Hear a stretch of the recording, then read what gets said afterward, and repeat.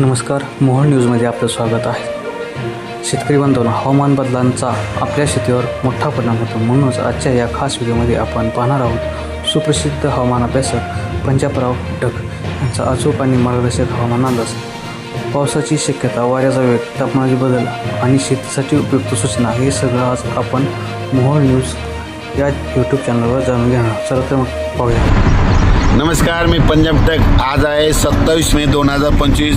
मी जात आहे मुंबई दादरला जात आहे आणि या ठिकाणून आपल्या महाराष्ट्रातल्या शेतकऱ्याला अंदाज देणार आहे। राज्यातल्या सर्व शेतकऱ्याला सांगू इच्छितो की आणखीन 27, 28, 29, 30 तारखेपर्यंत राज्यात भाग बदलत जोराचा पाऊस पडणार आहे, मुसळधार पडणार आहे म्हणून हा अंदाज लक्षात येतात। पण राज्यातल्या सर्व शेतकऱ्याला सांगू इच्छितो की तुमच्यासाठी आनंदाची बातमी की तुमचे शेतीचे कामं करण्यासाठी 1 जूनपासून ते 6 जूनपर्यंत राज्यात सूर्यदर्शन घडणार आहे म्हणून हा अंदाज लक्षात येतात। राज्यातल्या सर्व शेतकऱ्याला सांगू इच्छितो की तुम्ही काय करा, 6 तारखेपर्यंत 6 जूनपर्यंत शेतीचे कामं आटपून घ्या, कारण की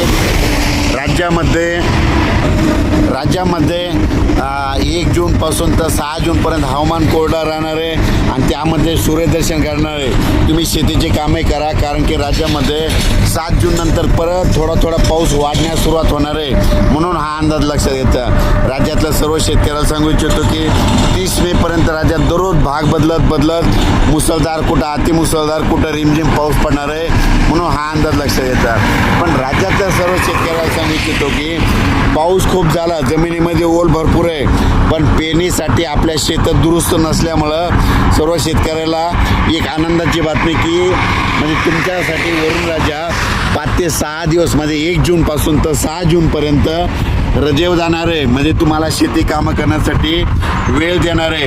तुम्ही त्या 6 जूनपर्यंत शेतीचे कामे करून घ्या, कारण की राज्यात 7 जूननंतर दररोज पाऊस वाढण्यास सुरुवात होणार आहे।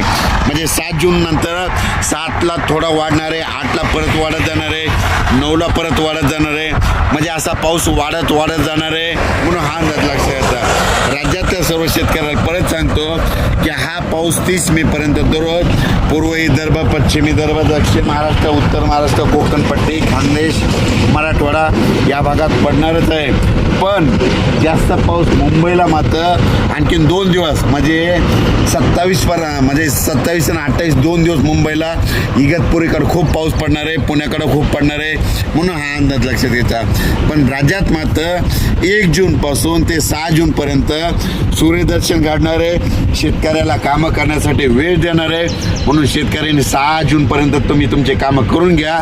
7 तारखेपासून राज्यात परत पावसाला थोडी वाढण्यास सुरुवात होणार आहे म्हणून हा अंदाज लक्षात घ्यायचा।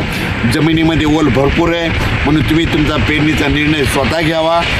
अचानक वातावरण बदल झालं तर लगेच कुठे अपडेट येणार आहे। मी जात आहे म्हणजे मुंबईला जात आहे, दादरला एका ठिकाणी मुलाखत असल्यामुळे तिथं दादर जात आहे। त्या ठिकाणी जाता आपल्या महाराष्ट्रातल्या शेतकऱ्याला ह्या इगतपुरी जवळून ही अंदाज दिलेला आहे। धन्यवाद।